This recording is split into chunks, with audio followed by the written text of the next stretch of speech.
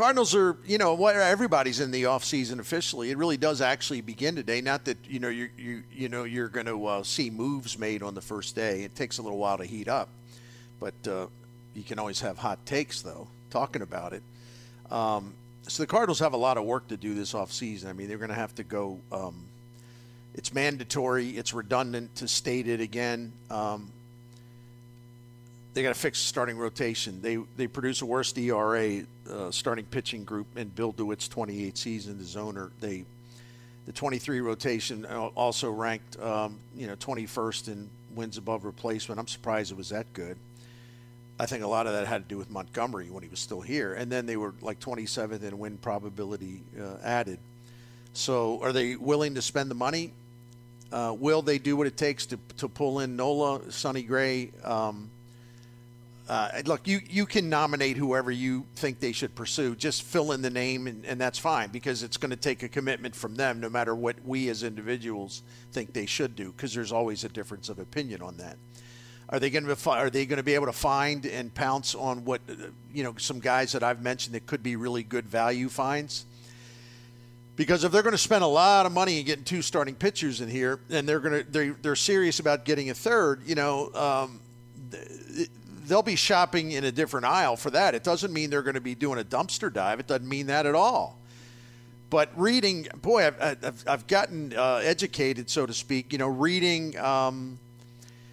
Keith Law and reading R.J. Anderson and reading others that do pretty extensive rundowns of like starting pitching in terms of breaking down why this guy fell off, why this guy got better, why this guy,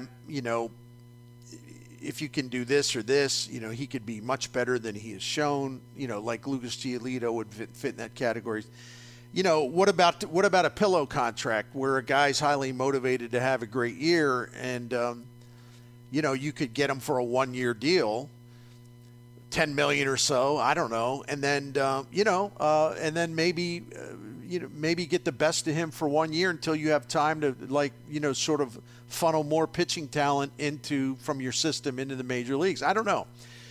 But they're going to have to spend money. They're going to have to spend it in a way where they cannot compromise or sit there and say, oh, no, we're not going to. No, that's enough. We have to get up from this table. They're just going to have to. They're going to have to wince, and they're going to have to grit their teeth, and it's going to be uncomfortable for them, but they're going to have to do it. Because they don't have enough people to trade, first of all. And then I worry that the people they will trade will weaken their weaken their lineup offensively against right-handed pitching, or that they will do something incredibly stupid by trading away a 23-year-old guy that's got the kind of power we haven't seen in these parts for a long, long time. And he's just going to get better and better and better. So who do you trade for without doing something where you're really going to be giving up so much talent that it'll affect you in the future? Because everyday players are just that. They're everyday players. They don't pitch once every 5th day. But the way to do this, you don't have to worry about giving up all these guys or any of these premium guys if you spend the money to get at least 2 upper-tier starting pitchers in here. And then, there's plenty of room for the third to shop at a different place. And I said it yesterday, and I don't want to go on this rant again, but I know some people are just like, no. They'll rip to shreds any move that doesn't involve bringing in a pitcher who isn't incredibly expensive. I don't expect, nor do I ask Bill DeWitt to be stupid by spending dumb money on people. I expect them to pay big money for guys with a proven track record and who are still viable and don't have a history of injuries.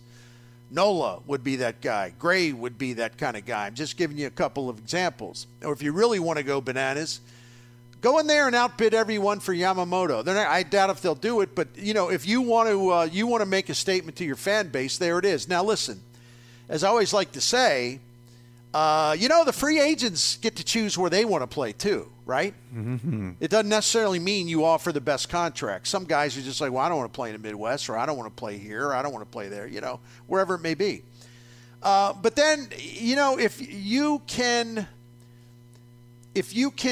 identify someone that would actually be a really good fifth starter for you, and you'd be really happy with what he does. And there's any number of guys that are on this free agent list that qualify for that. There's also guys that I'll give you an example. There's also guys that seem to be better simply because of changes that were made to their style of pitching or their use of a pitch. Like Keith Law wrote about this. Others, I've seen a couple other people writing about this. There's a guy, Robert Stevenson, who was once a really valued prospect with the Cincinnati Reds. Keith Law mentioned, he had him on the top 100 list, top 50 list a few times. And he never panned out. And then he bounced around a little bit. And he started last season with the Pirates, and he was really, really bad. And they, the Tampa Bay Rays just amaze me. So the Rays are like, what would you want for Robert Stevenson? And the Pirates are probably like, well, gee, you see his ERA, right? And I can see some of the Pirates almost like laughing after the phone call. It's like, what do they want with Robert Stevenson? Hey, stupid. It's the devil. It's the Rays, okay? They know what they're doing. So he goes down there, and, they're pitching lab guys, and their analytics department, and their pitching coach, who is superb. He studies the tape of Robert Stevenson, and he said, dude, your slider's really lousy, and it should be much better, and we think we can help you make it much better. Now, if you go to StatCast, they identify it as a cutter, but it is a slider. And they got him to change his grip. They got him to set up on a different part of the mound or a different part of the rubber. And he made like 10, 12 starts for them, and his ERA was in the twos. And I have so many emotions about this because, on number one, hey, these guys are out there. Number two, I wish the Cardinals still had the intellect and the people that could identify a guy like this and have the pitching experts that could say, well, it's his slider, and I'm totally convinced we can fix him. And Tampa Bay did it. You think the Cardinals would have looked at Robert Stevenson and felt the same way? No. I mean, iPad will sit there and look at things and just, instead of actually looking at the fact his slider wasn't very good and the grip on his slider was problematic. So let's just try it this way. And once he did, he was a good pitcher. I'm using Stevenson as an example. I'm not saying go get this guy. I'm not saying that. I'm saying it's a damn shame the Cardinals have lost their touch in terms of knowing how to fix pitchers, knowing a guy that could be somebody else's hand-me-down, and you don't think of it, but you see something in him you identify that could turn him around. Boy, their jobs would be so much easier and so much less painful if they just had that acumen that they can do stuff like this. And that's what's so sad about it. But I mentioned him as an example. See, there are other guys on this free agent market that can be turnaround guys. There are guys, I mentioned Seth Lugo. He finally got a chance to start for the first time since 2017 because the Mets were too stupid to realize, actually, if you let him be a starting pitcher, he's pretty damn good. I give A.J. Preller and the Padres, believe it or not, some credit. They looked at Seth Lugo's arsenal and said, you know what, this guy can be a good, solid starter. And he was. You look at what he did for them last year, there's nothing wrong with him if you consider him to be like a number 5 starter. He's going to be available. It ain't going to cost you a fortune. But are the Cardinals smart enough to realize that this is a good value buy? I don't know. There was a time I'd say, well, hell yeah. They used to hit the jackpot on guys like that all the time. They don't do it anymore. Instead, they, spend money and, wishing and hoping that Steven Matz will be good or something. I don't know. But there are a lot of intriguing candidates out there. The bottom line, though, if you're going to go get a guy with a track record, with a history of health, a history of good performance, a guy that has shown he can pitch in the postseason and not go to the bathroom down the side of his leg, Those guys are out there. You're just going to have to grit your teeth and say, well, we're going to spend whatever it takes. So we'll see. They got to also do something with the bullpen, to say the least. They traded two of their more capable relievers at the deadline, Hicks to Toronto, Stratton to Texas. And listen, I'm not saying Stratton is Hoyt Wilhelm or something, okay? But he was a good, solid workhorse type reliever.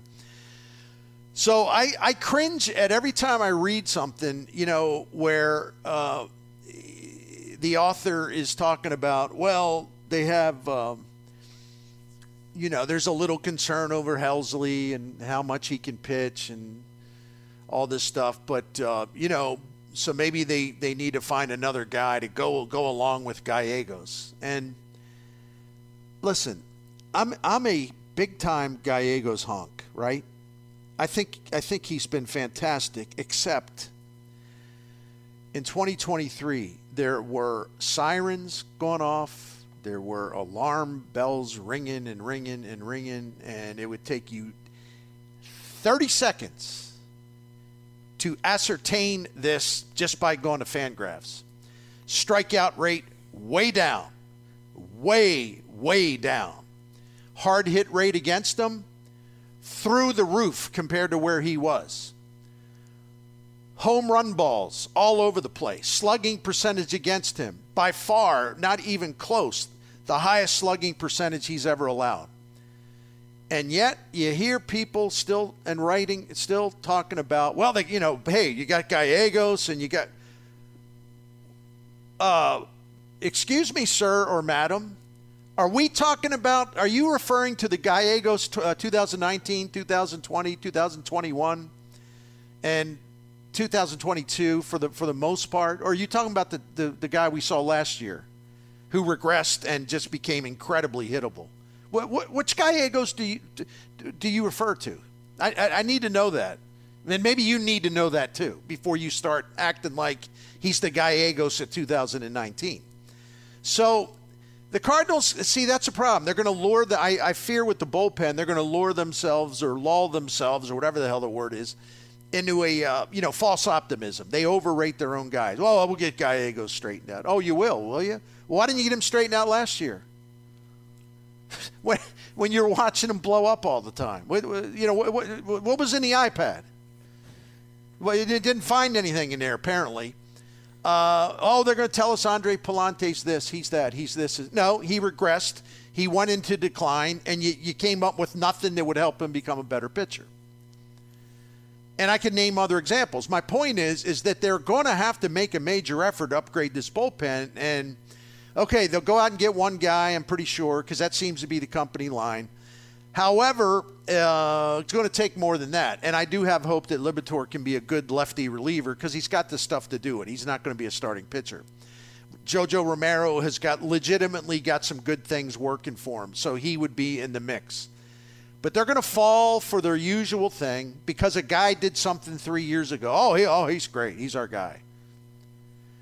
Ryan Helsley, when he is willing to pitch and able to pitch, he's damn good. But now, write on a sheet of paper for me how many games you confidently expect that he'll be available to pitch in next year.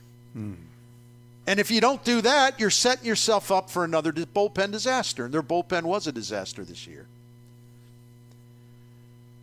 I wish I could trust them, man. I wish I could trust them. But worse, man, the stuff is just sort of – there's too many people that should know better take this stuff and run with it. And it's just like, God, go to Fangraphs. Learn something about a guy before you assume he's as great as he's ever been. But they're going to – it's not just the rotation. They're going to have to get to work on this bullpen. Composition of coaching staff. That's another thing on the agenda. All right, is Yadier Molina in or out? I'm hearing different things. Don't know what to believe. Is he ready to commit or does he have concerns? Well, what would be those concerns, Big Mouth? Okay. Does he have concerns about the state of the St. Louis roster, the direction of the franchise? Question. I don't know. We're going to find out, though, aren't we? If Molina wants to be the bench coach, and I'm pretty sure that he wants to be the bench coach, is Ali Marmol willing to go to Joe McEwing and say, well, we got another assignment for you. Thank you very much. Because I don't know how good Joe McEwing was at the job. I love Joe McEwing, but you cannot have the thing about a bench coach. If you pick someone who's going to say, yeah, boss, oh, that's a great idea. Like 100 times you ask him, it's like, well, what do you think? I'm thinking I'm going to make this. Oh, that's a guy. Oh, yeah, boss, that's great. You can't have that, all right? Not with this guy who's running not with this guy who's the manager of the team. That's the last thing you need. Oh, well, manager. Oh, boy, that sounds great. Oh, yeah, that's what I would do. They need to reshuffle this coaching staff. They're not going to do it because of the thing that I'm afraid about. I talked about it the other day. Hey, I'm okay. You're okay. We're okay. Don't worry about it. Their lack of accountability is a disease. Are they going to be able to actually eradicate that over the course of the offseason? Man, I'd love to say, yeah, oh, yeah, they will. I don't know. That's the honest answer. That's the honest answer. And how can they attract pitchers that are looking for a turnaround when there are so many other teams out there have shown that they have demonstrated ability to make pitchers better? I just gave you an example. Robert Stevenson down in Tampa Bay. He ain't the only one. And the Rays aren't the only one. Why would you want to come here when there has been no demonstration whatsoever that these people know how to make a pitcher better? Think about how many guys have gotten worse under their watch. It's pretty sickening, actually. So that's why, again, you're going to have to overpay to get a couple of really good starting pitchers in here. Because they ain't going to come here because they think your pitching coach or whoever is going to be able to fix some stuff that need to be repaired a little bit or come up with better ways to improve you. All right, next thing on the agenda. Will there be any surprises? Well, what do you mean? All right, I got one. If third baseman Nolan Arenado's unhappy, will he signal a desire for a trade? And for the right price, would the Cardinals make a deal? They'd have to seriously consider it based on what they're offered, of course, because if they could make a nice, really nice, get a very nice return, it could speed up the process of regrouping, rebuilding, reloading, whatever the heck you want to call this that they're in. The reason I offer that as a potential surprise, because I'm trying to think of surprises, and I still cannot forget last summer when the Dodgers clearly were interested in him, and I don't think anybody who is a realistic human being who paid attention to that could come away with that thinking that he would not have welcomed that trade. He's also going to be 33. He's got a bad back. His disposition was very, very cranky and temperamental, and I just wonder if he's happy. And if he's not happy, well, do yourselves a favor and see what he could bring in the market. And if he communicates a desire to be traded, you got to listen to it and at least do your due diligence. I mean, Arenado came here because he wants to win. He wants to win a world championship. He didn't come here to have Colorado Rockies Part 2, right? No, absolutely not. So I just offer one hypothetical of what I'm talking about. Here's number 5, last thing. Are they going to get busy on initiating more of an all-encompassing approach to strengthening this organization? Listen, it's like Joe Sheehan yesterday. You can't be all about drafting and developing, okay? And at the point to where you put so much emphasis on that, you're not doing the other things you need to do. Making trades, signing guys. You have to be good in all those areas, and you have to have enthusiasm for all those things. You can't close off avenues for improvement. This also applies to the field staff. For example, and the Cardinals have indicated, yeah, we realize, and I know Derek Gould's written good stuff about it. The Cardinals realize that they have got to really freshen up their approach and the way they try to develop pitching, because they've been a bust in that area. They really, really have not done a good job at all. This is long overdue. And you know what happened in 2023? They paid a terrible price for it, for the neglect. So we've been told, hey, expect some changes. Well, we'll see.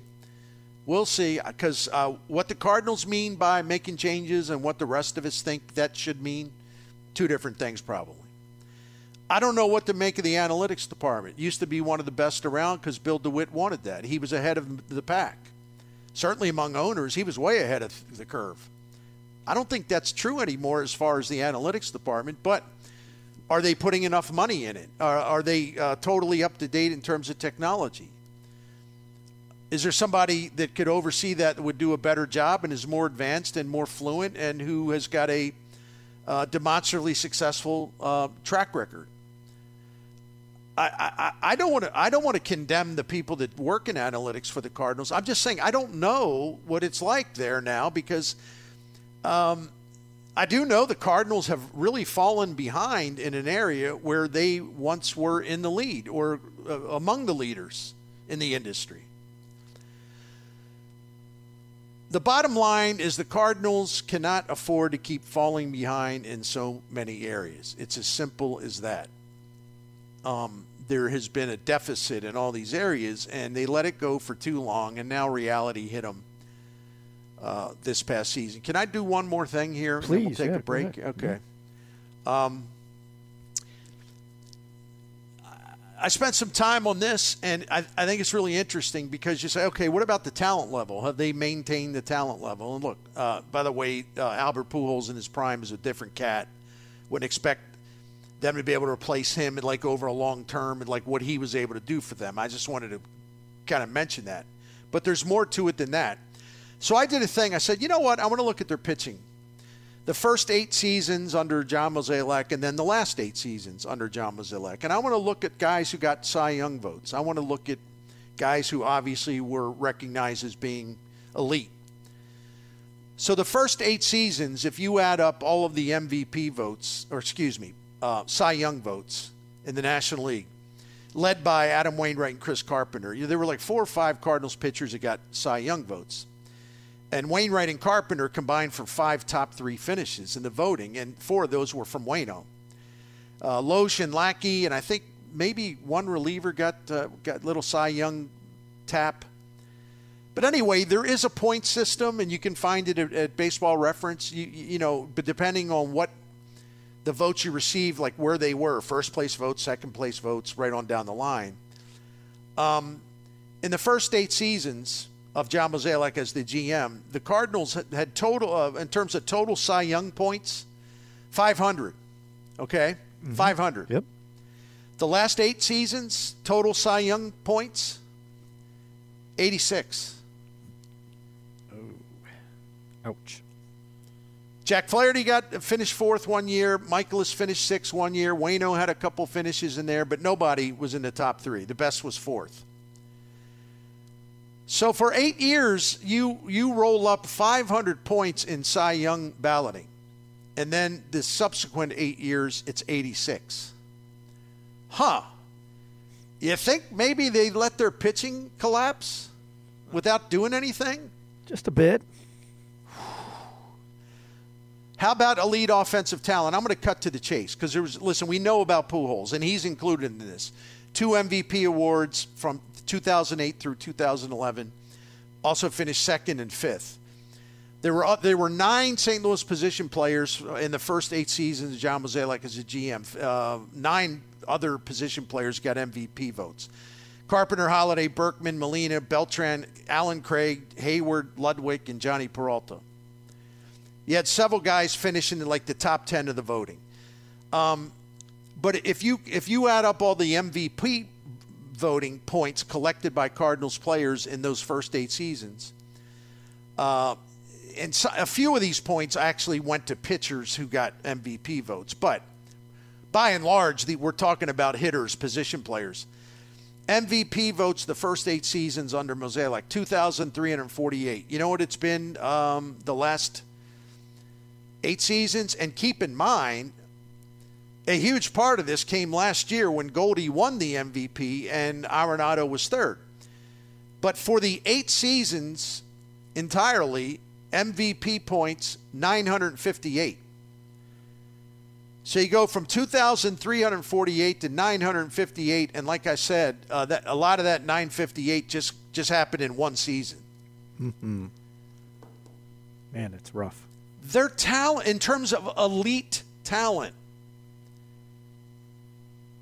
it has gradually dropped pretty significantly. You see the point I'm making here?